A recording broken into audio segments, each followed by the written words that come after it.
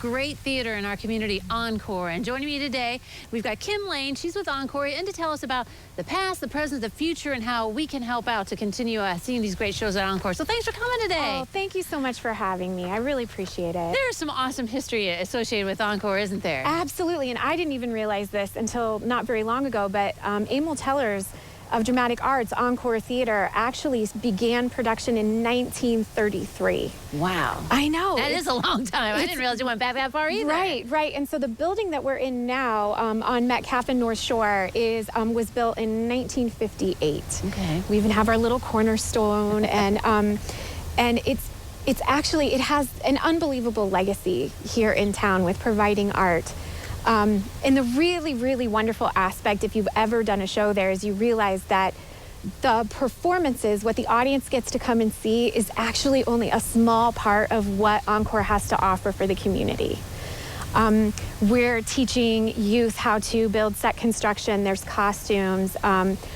Encore will loan out to the schools costumes and set props all the time. They never ask for any credit. And I've told them, I'm like, no, we got to go talk to people and tell people what you do.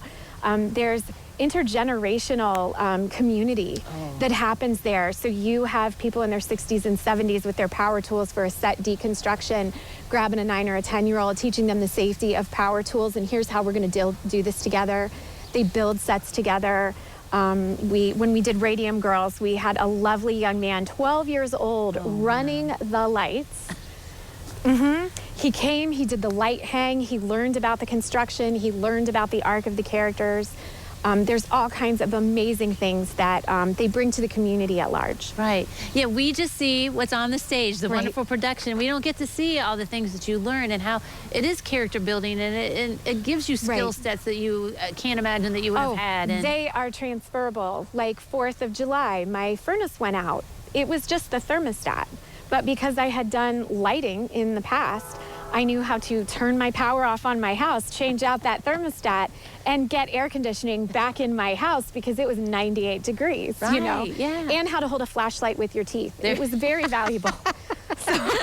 So many things you can learn. And, and you guys are so welcoming, too. I mean, you know, you're having auditions and new shows all the time, and it just is its own community itself, isn't it? It really is, and we don't want to stay a small, tiny community. We want people to come and enjoy and learn all aspects.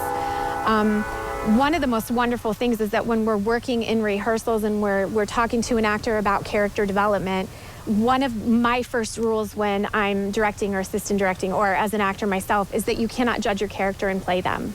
And what that teaches everyone is a discipline about no matter who you're with, whether it's on stage or in real life, you have no idea what that human being is going through in any given moment.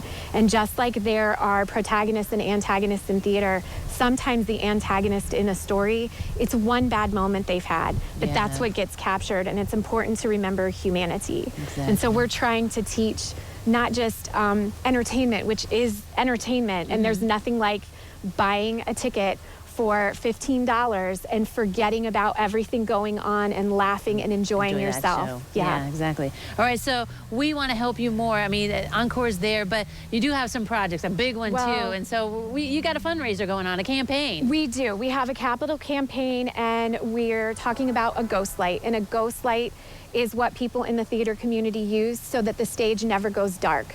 When your stage goes dark, it means you're not producing. Even during COVID, we were trying to keep the lights on, and it hit hard, just like it hit a lot of 501c3s. But with this particular ghost light, we need a roof. And theaters have a very specific type of roof that we require. It has to be flat because that's where the systems go and all of those things. So we're trying to raise a lot of money to help keep that light going so that we can continue future projects and grow with Lima. All right, so donations to Encore, check out the website. Yes. We ran out of time, so there's more, but please, you need that roof, so gather up all the money you can to help out. Please, please, and thank you. All right, thank you very much. All right, don't go away. New Edition continues in a moment. Yes, we're on thin ice. And everything is